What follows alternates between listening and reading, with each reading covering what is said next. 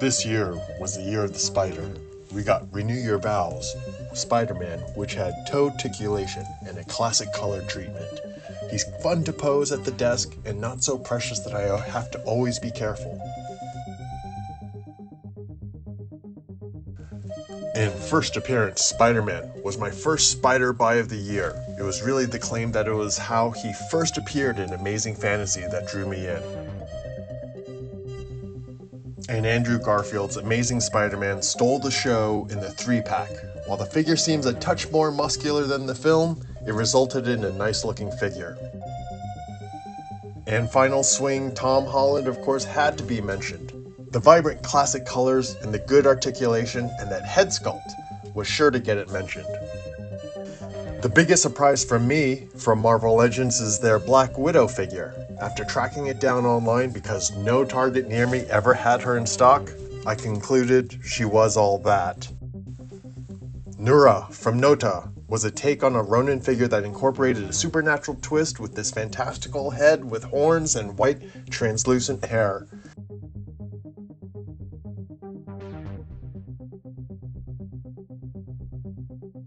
And finally, the Ant Soldier from Snail Shell collaborating with the artist Sazen. It was Sazen's name that caught my attention because I know the name of the talented artist who sculpts amazing creations that blow my mind. Coming in at number 10, Mezco's Ghost Rider leads this list with his fiery head and expertly crafted leather-looking biker suit. I wish he had some spikes on him.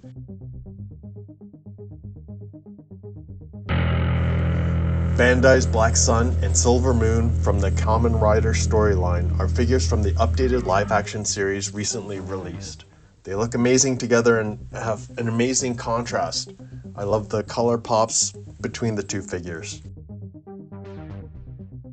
Marvel Legends Spiral had to be on the list because her articulation was unique and so capable of all sorts of poses. I had to replace some of her stock weapons. I think she had a variety of swords, including Western swords, but the pack came with mostly katanas. Mezco again showed up with Robin. I've been biding my time with getting a Robin and sprung for this one when the pre-order went up. And the way the shoulder form is stitched into the cloak form helps with the silhouette, but restricts his arm articulation. But with the multitude of accessories and his other articulation, they make up for a lot. And this figure looks good in a display, stoic or in action. Mezco has shipped so many figures this year. The Crow, Eric Draven, was one of my most anticipated. I read the comic and saw the film when it first released, had mixed opinions on the movie but loved Brandon Lee's performance. It was uncanny the visual sensibility of the character just translated well with Brandon. This release from Mezco had welcome accessories like a guitar, a katana, a lighter, holes in his hands from where he got shot in the movie, and my favorite, the two crows. I had to pair up Mafex's Magneto with a custom head sculpt, but now it's my greatest of all time Magneto. I can now stop buying Magnetos, except of course if they come out with a white Krakoa version. I'll buy that one too.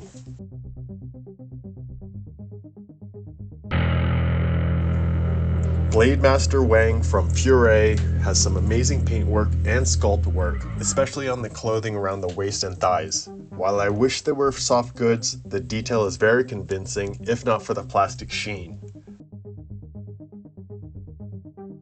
The swords are beautiful and the figure has surprisingly fun articulation.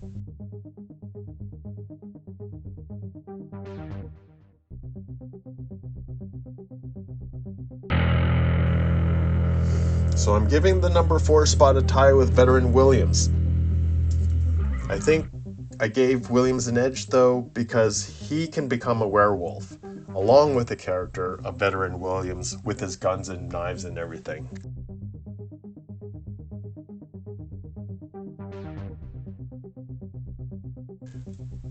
They both pose surprisingly well and are bigger than 1/12, but I'm thinking a werewolf that much bigger in 1/12 world would be terrifying and way and Wang would be some animal avatar that's akin to a demigod.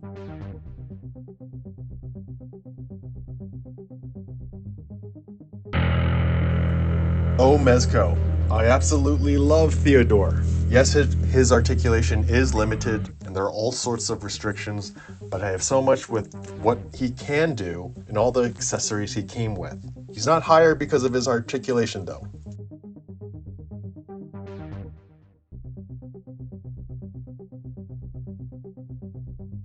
I'm going to give a tie to the number 2 spot.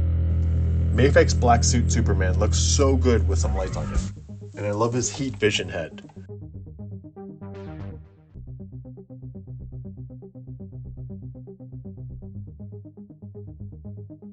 The cape poses better than some other capes, but his articulation is a bit odd in the legs and thighs. I wish he could point his toes more for flight poses. On the other side of the tie is Mezco's Black Suit Superman from the Justice League 3-pack. I put a custom manipple head on him and I think it looks much better. The Mezco Superman looks beefier than the Mafex's version. And on top of that, the Manipple's head sculpt skin color feels more natural than the stock Mezco head. Wow!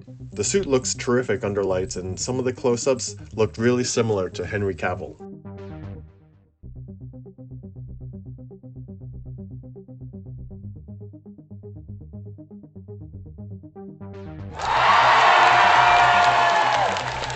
Finally, my top toy was the 2-pack from Lim Toys, The Rest of Us.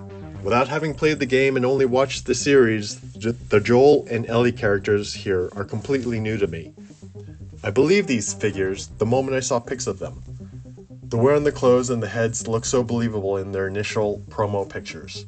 The accessories that came with the 2-pack were over the top. My favorite is the pipe that Joel is holding, and I think the neck molded into the chest really helps hide the toy seams. Even though the figures have some quirks with their articulation, I can get them to be expressive with their posing.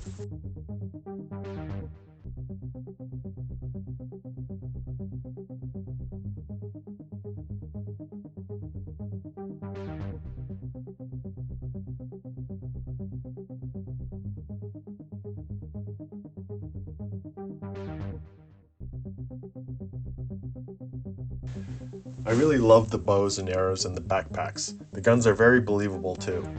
I had a harder time posing Ellie than I did with Joel. Their articulation are a bit different somehow, but I can't tell because of all the clothes.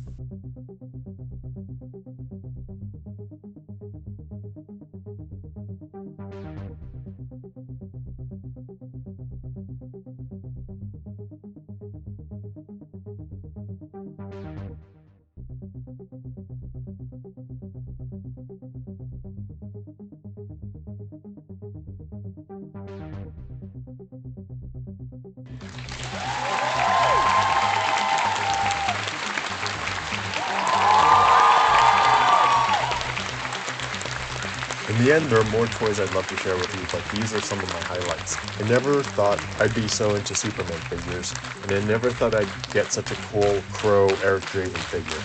But then I ended up liking the figures from a video game I never played the best. Go figure.